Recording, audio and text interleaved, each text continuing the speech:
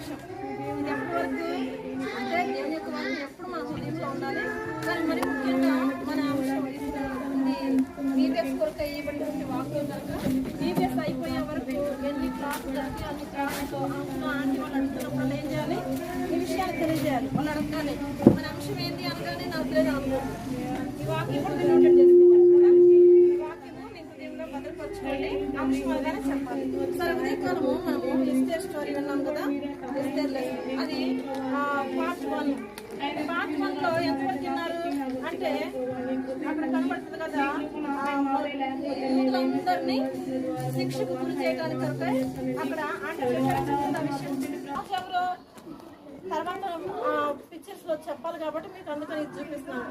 రాజు ప్రత్యేకంగా కనబడతారు కదా, ఇప్పుడు రాజు తర్వాత దీంట్లో ఇంకా మంత్రి కనబడట్లేదు కానీ తర్వాత పిక్చర్ లో చూపిస్తాను. అయితే రాజు ఇలా ఉంటాడు అనమాట. ఇక తర్వాత చూస్తే కూడా మీరు తర్వాత వాటిలో గుర్తు పెట్టుకోవాలి. ఇక్కడ ఎవరు, హామాను. హామాను ఎవరు, రాజు దగ్గర ఉండే మంత్రిగా కదా, మెయిన్ క్యాండిడేట్ అనమాట. ఇప్పుడు చూడండి, ఇందాక చూపించిన రాజుకి వ్యత్యాసం ఇప్పుడు హామాన్కి వ్యత్యాసం అసలు కనబడుతున్నాయి మీకు, మీరే గుర్తించి చెప్పాలి. తర్వాత ఇంకా అక్కడ మెయిన్ వాళ్ళ గురించి నేను చూపిస్తాను. ఆ విందులో వీళ్ళు కూడా కనబడుతూ ఉంటారు అనమాట. సరే రాజు దగ్గర విందులు. ఇక తర్వాత చూస్తే కూడా ఇంకా మనకు కనబడుతుంది ఇక్కడ రాజు. తర్వాత ఆ విందు అదంతా అయిపోయిన తర్వాత కొంతకాలం గడిచిన తర్వాత ఏం చేస్తారంటే అక్కడటువంటి ప్రజలు ఆ దేశంలో ఎవరున్నారంటే అది ఏ దేశం అని చెప్పారు, ఏ ప్రాంతం అని చెప్పారు, హిందూ దేశం కదా. హిందూ దేశం అయితే ఇప్పుడు అహస్వరోషి ఏ కోటలో ఉన్నారు, షూషన్ కోట కదా. అప్పుడు ఆ షూషన్ కోటలో ఉన్నప్పుడు యూదా ప్రజలు కూడా ఆ ప్రాంతంలో ఉన్నారు. ఆ షూషన్ ప్రాంతంలో ఉన్నప్పుడు వాళ్ళందరినీ కూడా ఏం చేయాలని అక్కడికి ఒక శాసనం పంపించబడిందంటే ఆ యూదులందరినీ ఒకే దినాన నశింపచేయాలని ఒక శాసనం రాయబడింది. ఆ శాసనంలోకి వాళ్ళు ఏం చేస్తారంటే ఆ శాసనానికి ముందుగా ఎందుకు వచ్చిందో తెలుసా, ఒక వ్యక్తి ఉండేవాడు. ఆ వ్యక్తి పేరు ఏం పేరంటే మొర్దెకై. ఎవరంట మొర్దెకై? ఎవరని తెలుసు మీకు? ఎస్తేర్ యొక్క పినతండ్రి కదా. ఎస్తేర్ యొక్క పినతండ్రి అయితే ఆ మొర్దెకై చాలా నీతిమంతుడు, చాలా పరిశుద్ధుడు, దేవుని కొరకు మంచిగా జీవించే వ్యక్తి. అలాంటి మొర్దెకైని ఏమనుకుంటాడంటే అసలు వాళ్ళకి యూదులందరి మీద లేదా దేవుని ప్రజల మీద హామానికి ఎందుకు అలాంటి కోపం వచ్చేసిందంటే ఇప్పుడు మొర్దెకై ఎవరంటే దేవుని బిడ్డ.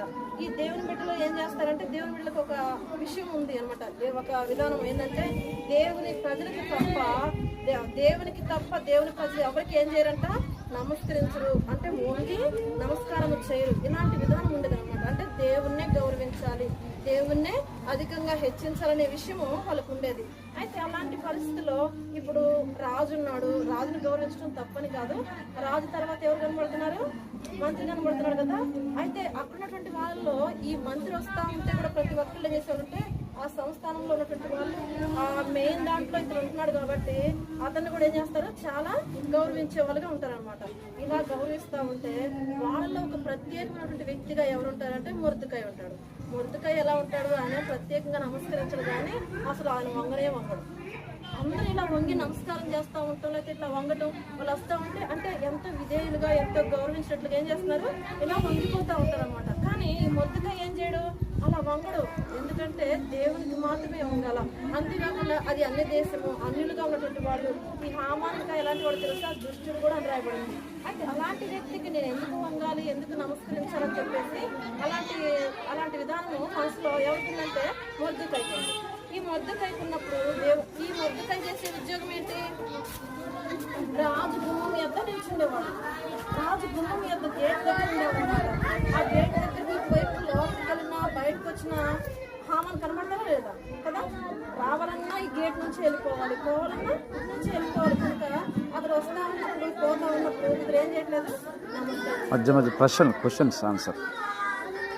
వీళ్ళు సీనియర్స్ కాబట్టి మంచి పిల్లలు. అయితే ఇంకా అలా ఉన్న పరిస్థితుల్లో ఏం జరిగిందంటే ఇప్పుడు మొర్దెకై యూదా ప్రజలందరినీ ఒకే ఒక దినాన అదారనే 12వ మాసంలో దేవుని యొక్క ప్రజలను ఏం చేయాలనుకుంటున్నారు తెలుసా, వాళ్ళందరినీ ఒక్కసారి నశింపజేయాలనుకుంటున్నారు. ఎంతమంది అంట, మొత్తాన్ని యూదా ప్రజలందరినీ నశింపజేయాలని ఒక ఆజ్ఞ ఇస్తారనమాట. ఎవరు, ఈ అది రాజుకు రాలేదు కానీ హామానుకు వచ్చింది ఈ చెడ్డ ఆలోచన.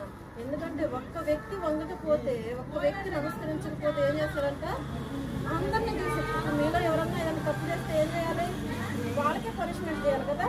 అందరికీ చేస్తే ఎట్లా ఉండదు, అందరికి అసలు మేము చేయలేము కదా అని అనుకుంటారు కదా. అయితే అట్లా కాకుండా ఇప్పుడు యూదా ప్రజలందరూ చేయకపోయినప్పుడు కూడా యూదా ప్రజలందరినీ నశింపజేయమని ఈ హామాను తలంచి ఏం చేస్తారంటే అతడు చాలా 20,000 మణుగుల వెండిని తూచి ఇస్తారన్నమాట. అంటే యూదా ప్రజలందరినీ నశింపజేయడానికి ఎంతంట, 20,000 మణుగుల వెండి. అసలు 20 తులముల వెండికి ఒక వ్యక్తి అమ్మబడ్డాడు. ఎవరైనా బైబిల్లో చెప్పాలి, సీనియర్స్ కదా మీరు. సండే స్కూల్కి వెళ్తారు కదా, చిన్నప్పటి నుంచి నేను దేవుని మందిరానికి వెళ్తాను చేతులు ఎత్తండి. చిన్నప్పటి నుంచి మా అమ్మ వాళ్ళు దేవుని నమ్ముకుని వాళ్ళే మేము మందిరానికి వెళ్తున్నాం. మీరు అందరూ సండే స్కూల్కి వచ్చిన వాళ్ళే కదా. అయితే మీకు ఖచ్చితంగా తెలుసు యోసేపు కదా. యోసేపు 20 తులముల వెండికి అమ్మబడ్డాడు. 20,000 కాదు కానీ 20 తులముల వెండికి అమ్మబడ్డాడు. కానీ ఇప్పుడు ఇశ్రాయేల్ యూదా ప్రజలను నశింపజేయడానికి హామాను ఎంత ఇస్తానని ఒప్పుకుంటున్నాడు, 20,000 మణుగుల. చూడండి, మణుగులు అంటే చాలా ఎక్కువ కదా. అంత వెండిని తూచి ఎవరికి ఇస్తారంట, వాళ్ళందరినీ చంపడానికి. అంటే వాళ్ళకి లంచం ఇస్తున్నట్టు అనమాట. మీకు నేను ఇంత ఇస్తాను, ఈ ప్రజలందరినీ ఏం చేయాలా, చంపేసేయండి అని చెప్పేసి ఒక్క దినాన్ని పిల్లలను చూడొద్దు, పెద్దలను చూడొద్దు, స్త్రీలను చూడొద్దు, పురుషులను చూడొద్దు అని ఆ వార్త మన స్టోరీలో కనబడుతుంది కదా. ఆ వార్త వినగానే ఈ వ్యక్తి ఎవరంటే మొర్దెకాయ్. ఎవరు మొర్దెకాయ్? ఎవరు మీరు చెప్తున్నారు, వెరీ గుడ్ నాన్న. ఎవరంట, ఎస్తేరు యొక్క పెనుతండ్రి. ఎస్తేరుని పెంచాడు కదా వాళ్ళ పెనుతండ్రి అయినటువంటి మొర్దెకాయ్. ఇప్పుడు అతడు ఏం చేస్తున్నాడు, చాలా హ్యాపీగా ఉన్నాడా, ఎట్లా కనబడుతుందా, చాలా బాధడు కదా. మీకు ఏదన్నా కష్టం జరిగినప్పుడు ఎట్లా ఉంటుంది తెలుసా, అమ్మో అని చేతులు ఎత్తారు కదా. అట్లానే ఈ మొర్దెకాయ్ కూడా ఏం చేస్తాడంటే చేతులు పైకెత్తి ఎంత దుఃఖంతో ఎంత బాధతో ఏడుస్తూ ఉన్నాడు అనమాట. పెద్ద పెద్ద కలుస్తూ ఉన్నాడు. ఆ పెద్ద పెద్ద కలిసేది ఎవరు అరుస్తారు, కొంచెం పిచ్చెక్కువలు. ఇంకా పిచ్చెక్కిన వాళ్ళు ఎట్లా అంటే వాళ్ళకి మైండ్ స్థిమితం సరిగ్గా లేకపోతే ఎవరున్నారని చూడరు కదా, ఎంతమంది మనుషులు ఉన్నారని చూడరు. వాళ్ళే చేస్తారు, పెద్దగా గోల పెడుతూ ఉంటారు కదా. అంటే అతనికి పిచ్చి ఏం లేదు కానీ అలాంటి రీతిలో తను ఎంత శోకంతో ఎంత ఎక్కువగా బాధపడుతున్నాడంటే, ఎందుకు ఆ బాధ తొందరగా చెప్పాను. వీళ్ళందరినీ చంపాలనుకుంటున్నారు. అసలు ఈ ఆలోచన వాళ్ళకి ఎందుకు వచ్చేసింది, నేనేం తప్పు చేయలేదు కదా. అయితే ఒక్క దినానే చిన్నపిల్లలు లేదు, పెద్దోళ్ళని లేదు, అందరినీ చంపాలనుకుంటున్నారా. అయితే ప్రభు ఇది ఎలాగా ఏంటి అని చెప్పేసి పెద్దగా అరుస్తూ ఉన్నాడు అనమాట. ఇలా ఏడుస్తూ ఉన్నాడు. అయితే అప్పుడున్నటువంటి ప్రజలు కూడా ఏం చేస్తున్నారు, చాలా పిక్చర్స్ ఉన్నాయి, నేను చూసాను. లేట్ అవుతుంది కదా, మీరు తొందరగా చెప్పండి. ఏం చేస్తారంట, వాళ్ళందరూ ఆ వ్యక్తి కదా చూస్తూ ఉన్నారు కదా, అలా చూస్తూ ఉన్నారు. ఇక తర్వాత కొంత సమయం గడిచిపోయింది, అలాగే ఏడుస్తున్నాడు. ఇంకా ఎట్లా తెలుసా, బైబిల్లో రాయబడిన ప్రకారం ఏంటంటే ఇప్పుడు మనం చెప్పుకునే ఈ యొక్క పార్ట్ 2లో ఎక్కడి నుంచి అంటే 4వ అధ్యాయం నుంచి 6 అధ్యాయాల వరకు మీరు ఇంటికెళ్ళి కూడా చదువుకోవచ్చు. అయితే ఇప్పుడు ఈ భాగంలో ఏంటంటే ఈ మొర్దెకాయ్ ఈ విషయం తెలిసిన వెంటనే ఏడుస్తూ ఉన్నాడు, పెద్దగా అరుస్తూ ఉన్నాడు కదా. తర్వాత తన బట్టలన్నింటినీ చింపు వేసుకొని బూడిద పోసుకొని ఇక పిచ్చోడు మాదిరిగా ఏం చేస్తాడంటే పెద్దగా అరుస్తూ ఉన్నాడు. తన బట్టలు చింపుకొని మరలా ఎక్కడ కూర్చున్నాడు తెలుసా, రాజగుమ్మం ఎత్తే కూర్చున్నాడు. ఎక్కడ కూర్చున్నాడంటే రాజగుమ్మం ఎద్దే కూర్చున్నాడు. రాజగుమ్మం ఎద్ద కూర్చుంటే ఆ విషయము అక్కడున్నటువంటి వాళ్ళకి తెలిసిపోయింది అనమాట. అక్కడ ఎస్తేరు దగ్గర ఉన్నటువంటి సమీపంలో ఉండే వాళ్ళు కొంతమంది ఉన్నారు. వాళ్ళు స్త్రీలుగా కానీ పురుషులుగా కానీ ఉన్నటువంటి వాళ్ళు కొంతమంది ఉంటే వాళ్ళు షణులు ఉండేవాళ్ళు అనమాట. అంటే స్త్రీల దగ్గరలో ఉండేవాళ్ళు. వాళ్ళు ఎవరికి రాణికి ఏదన్నా కావాల్సి ఉంటే వాళ్ళకి సహకరించుకోవడానికి ఉండేవాళ్ళు అనమాట. అలాంటి వాళ్ళు ఒక వ్యక్తి చూసి, హతాక్ అనే వ్యక్తి, ఇంకా కొంతమంది స్త్రీలు కూడా చూసి, అయ్యో ఒక వ్యక్తి అందరమ్మ పెద్దగా అరుస్తున్నాడు, గోల పెడతా ఉన్నాడు, తల మీద ధూళి పోసుకున్నాడు, బట్టలు చింపేసుకున్నాడు, బాగా ఏడుస్తున్నాడు, అరుస్తున్నాడు అని చెప్పేసి అంటే ఎవరై ఉండదని చెప్పేసి ఆ సమాచారం కనుక్కోరమ్మని చెప్తే ఆ వ్యక్తి వచ్చేసాడు అన్నమాట. ఈ వ్యక్తి రాగానే ఏమని చెప్తున్నాడు, ఇప్పుడు ఇతర బాధలో ఉండి మొర్దెకాయని ఆ విషయం చెప్తున్నాడు. ఆ విషయం మళ్ళీ ఆ వ్యక్తి ఏం చేస్తాడు, ఆ సమాచారం మోసుకొని వెళ్ళిపోయి ఎస్తేరు చెప్తాడు. అయ్యో మొర్దెకాయ్ ఎవరు, మొర్దెకాయ్ ఎవరు, అతనికి ఏం కష్టం వచ్చింది, ఏంటంటే ఆ పరిస్థితి, ఎందుకు అలా బాధపడుతున్నాడు, జాగ్రత్తగా ఎందుకు అలా వేస్తుందని చెప్పేసి చాలా బాధపడుతూ ఉంది. అసలు విషయం ఏంటో పూర్తిగా వివరంగా కనుక్కొని రాపో అని చెప్పేసి ఏం చేస్తుంది ఎస్తేరు పంపించేస్తుంది. ఇప్పుడు ఆ వ్యక్తి వెళ్ళిపోయి కనుక్కుంటే ఏమంటాడు తెలుసా, మేమందరం ఒకే ఒక దినాన ఏం కావాలా చనిపోవాలని రాజుగారి శాసనంలో రాయించేశారు. అది ఎవరు రాయించుంటారు? హామాను కదా, హామాను రాయించినాడు. అది తాకీదులు ముద్రలు కూడా వేయబడ్డాయి, పంపబడ్డాయి, అంతటా కూడా ప్రకటింపబడతా వచ్చింది. అందరికీ తెలిసిపోయింది వార్త, తెలిసిపోయింది కనుక ఇప్పుడు మేమేం కాబోతున్నాము 12వ మాసంలో 12వ దినం మేము చనిపోబోతున్నాం కదా, అయితే ఇలాగా ఈ చనిపోయే పరిస్థితి మాకు ఇలాగ వచ్చేసింది అని చెప్పేసి ఈ విషయాన్ని తెలియజెప్తారన్నమాట. అందుకని నేను ఇలా ఒకవేళ వస్త్రాలు ఎవరుకొని ఆమె చేస్తుంది తెలుసా, వస్త్రాలు పంపించేస్తుంది. ఎవరికి? మొద్దుకాయకి వస్త్రాలు పంపిస్తే మొద్దుకాయ ఏం చేయడు, ఆ వస్త్రాలు తీసుకొని కట్టుకోవచ్చు కదా. అదే మనకైతే ఎట్లా ఉంటుంది, మన వస్త్రాలు పాత పడిపోయినాయి. సరే ఏదో ఒక సమయంలో ఇప్పుడు మనకేమొచ్చినాయి, కొత్త బట్టలు వచ్చినాయి కాబట్టి తీసుకొని సంతోషంగా ధరించుకోవచ్చు. కానీ ఆ వ్యక్తి వస్త్రాల కోసం కాదు కనుక ఈ వస్త్రాలు నాకు వద్దని పంపించేసి ఇంకా ఏం చేస్తాను తెలుసా, అది ఆ తాకీదు ఉత్తరాన్ని చూపిస్తున్నాడు అనమాట. ఆ లెటర్ను చూపిస్తా ఉన్నాడు. ఇదిగో చూడండి, దీంట్లో ఇట్లా రాయబడింది, ఈ సమాచారం రాణిగారికి చెప్పండి, రాణిగారికి చెప్పండి అని చెప్పేసి ఆ సమాచారం గురించి చూపిస్తా ఉన్నాడు అనమాట. ఇప్పుడు ఈ సమాచారం తీసుకొని రాణిగారి దగ్గరికి ఆ వ్యక్తి తీసుకెళ్తాడు అనమాట. తీసుకెళ్తే రాణిగారు కూడా అయ్యో ఇంత పరిస్థితి వచ్చిందా అని చెప్పేసి మరలా అంటారు, నేనేం చేయాలి అని చెప్పేసి అలా అంటది అనమాట. అంతలోకి మొదటిగా ఏమంటాడు తెలుసా, ఇదిగో చూడు ఆమె గారికి చెప్పండి మేమందరం చంపబడబోతున్నాం అనే విషయాన్ని. ఆమె ఒకవేళ రాణి గారు కాబట్టి అంతఃపురంలో కూర్చున్నంత మాత్రాన ఆమె ఏమాత్రం తప్పించుకోదు. ఒకవేళ రాణి గారిని తప్పించబడితే అనుకో, అయితే తప్పించబడదని అనుకున్న మేమందరం ఒకే ఒక దినం చనిపోతున్నాం కనుక అయితే ఆమెకు రావాల్సిన ప్రతిఫలం రాదు కనుక ఆమె ఏం చేయాలో తెలుసా, నువ్వు అక్కడ కూర్చున్నంత మాత్రాన అట్లానే ఉండిపోదు, నువ్వు సహాయం చేయాలనే విషయాన్ని తెలియజేస్తున్నాడు అనమాట. ఏం సహాయం చేస్తుంది ఇప్పుడు, ఆమె ఏం చేయాలి సహాయం మీరు చెప్పండి, ఆమె ఏం సహాయం చేయాలా త్వరగా చెప్తున్నాను, నువ్వు చెప్పు. Very good. ఏం చేయాలి ఇప్పుడు, ఆమె రాజుగారితో మాట్లాడింది ఆమె చేయాల్సిన సహాయం. ఎట్లా వెళ్ళాలి రాజుగారి దగ్గరికి అని చెప్పేసి ఆ విషయాన్ని నేను వెళ్ళటానికి వీల్లేదు, ఎందుకంటే ఇప్పటికి నేను 30 దినాలు దాటిపోతాను. ఎక్కడికి వెళ్ళక రాజుగారి దగ్గరికి వెళ్ళకుండా, ఎందుకంటే మనలాగా ఒకే గది ఉంటుంది కదా, మన ఇళ్ళల్లో అయితే 1 గది 2 గదులు 3 గదులు ఉంటాయి. ఏ గది ఉన్నా అందరు కలిసి ఎక్కడికి రావాలి, హాల్లోకి రావాల్సింది. అయితే ఇట్లా ఉంటే కొద్ది రాజుగారి కోట్లు అలా ఉండదు కదా, వాళ్ళ అంతఃపురం కాబట్టి వాళ్ళకొక వేరు వీళ్ళకొక వేరు అలా వదులుంటాయి అనమాట. ఏదేమైనప్పటికీ రాజుగారు కొన్ని విషయాలు ఎవరికి తెలియకుండా రహస్యంగా కొన్ని విషయాలు వాళ్ళు మాట్లాడుకుంటారు కనుక ఇంట్లో వాళ్ళని కూడా అందరూ వెళ్ళడానికి వీల్లేదు. అయితే అలాంటి పరిస్థితులు నేను వెళ్ళక ఇంత కాలం అయింది కదా అని చెప్పేసి రాణి చూసారా ఏం చెప్తుందో, ఇప్పుడు ఈ వ్యక్తికి చెప్తా ఉంది, సమాచారం చెప్తా ఉంది, నేను వెళ్ళక ఎంత కాలం అయిపోయింది, నేను ఎలా ఏం చేయాలంట, ఇదిగో ఈ సమయం బట్టే రాజ్యంలోకి వచ్చిందేమో జ్ఞాపకం ఉంచుకో. ఒకవేళ నువ్వు మౌనంగా ఉన్నావంటే యూదులకు ఈ దిక్కు కాకపోతే మరొక దిక్కు నుండి సహాయం కలుగును, కానీ నీవు నీ తండ్రి ఇంటి వారందరూ కూడా ఏమవుతారు, నశించిపోతారు. జ్ఞాపకం ఉంచుకో, జాగ్రత్త అని చెప్పేసి ఇంత ఖచ్చితమైనటువంటి మాట ఎవరికి చెప్తాడు, ఈ హతక్ అనే వ్యక్తితో చెప్తాడు. ఈ విషయం చెప్పమని, ఈ విషయం చెప్పడానికి ఆ వ్యక్తి వెళ్ళిపోయాడు రాణి దగ్గరికి. రాణికి చెప్తాడు, అది నా పూర్తిగా మనసులో ఆమె అంగీకరిస్తారన్నమాట. అంగీకరించింది. చూడండి మొద్దుకాయ మళ్ళా పంపించే విషయాన్ని ఎలా రాస్తున్నాడు. ఇదిగో ఇలా మమ్మల్ని అందరినీ నశింపచేరని రాజుగారి దగ్గర నుంచి వచ్చిన ఆర్డర్.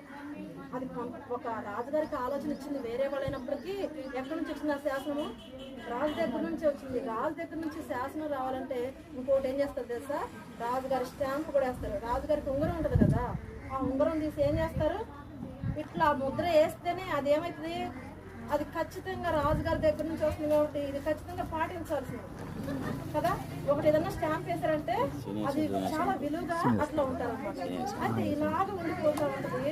ఇప్పుడు రాజుగారి యొక్క ముద్ర వేయబడినటువంటి ఆ యొక్క పాంప్లెట్ లాగా అందరికీ ప్రకటింపబడింది. ఆ విషయం తెలుసుకొని ఇప్పుడు ఏం చేస్తారంటే ఈ వ్యక్తికి తెలియజేస్తారనమాట. ఇప్పుడు ఇది తీసుకొని వెళ్ళిపోతాడు, రాణి గారికి చెప్తాడు, ఇంత జరిగింది ఆ పరిస్థితి, నాకు ఎవరూ చెప్పలేదే, ఇప్పుడు నేను ఎలాగా అని ఈ విషయాన్ని అంతటి ఏం చేస్తాడు మనసులో ఉంచుకొని, సరే ఇప్పుడు నేను ఏం చేయాల్సింది, నేను పోయి ఒకవేళ మొద్దుకాయ దగ్గర పోయి మాట్లాడినా ప్రయోజనం ఉంది, మొద్దుకాయ దగ్గరికి పోతే ప్రయోజనం ఉందా, ఏం లేదు కదా. మొద్దుకాయ వెళ్తే ఏమైంది, ఇద్దరు కలిసి ఏం చేస్తారు, ఇద్దరు కలిసి ఏడ్చుకోవడం సరిపోతుంది కదా.